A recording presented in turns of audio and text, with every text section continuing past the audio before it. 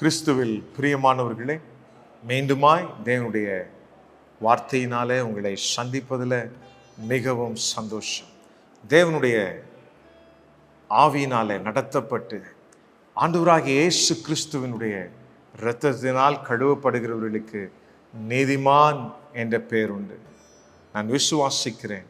இதை கேட்டுக்கொண்டு இருக்கிற உங்களை என் ஆண்டவராகிய இயேசுவானவர் அவருடைய இரத்தத்தினால கழுவி உங்களை பரிசுத்தப்படுத்தி நீதிமான் என்று அழைக்க விரும்புகிறார்.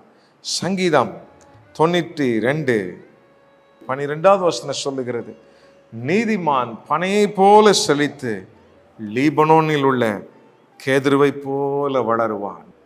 நீதிமான் பனையை போல செழிப்பான். பனைமரத்தை கொஞ்சம் கவனித்து பாருங்க. பனைமரம் எந்த இடத்துல இருக்கும் தெரியுமா? காடாய் கிடக்கிற இடத்துல, வனாந்திரமா இருக்கிற இடத்துல, சுற்றி பார்த்தா எங்கேயுமே தண்ணீர் இல்லாத அவாந்திர வெளியில இந்த பனைமரம் இருக்கும். யார் இந்த பனைமரத்துக்கு தண்ணி ஊத்துறது? யார் இந்த பனைமரத்துக்கு நல்ல காரியங்களை செய்கிறது? யாருமே இல்லை. கடுமையான வனாந்திரத்தில் இந்த பனைமரம் என்ன செய்கிறதுன்னா அப்படியே வேர் பிடித்து வளர்ந்து கொண்டே இருக்கிறது. அது செழித்து வளருகிறது. ஒரு நாள் வருது, அது நல்ல தன்னுடைய பலனை கொடுக்க ஆரம்பிக்க. அதிலிருந்து நல்ல சுவையான பதநீரை குடிக்கிறோம், சுவையான நொங்கு சாப்பிடுகிறோம். இந்த பனைமரத்துக்கு யார் நீர் பாய்ச்சினது? பக்கத்தில் ஓட உண்டா, ஆறு உண்டா, அருவி உண்டா? எதுவும் இல்லை. கர்த்தர்.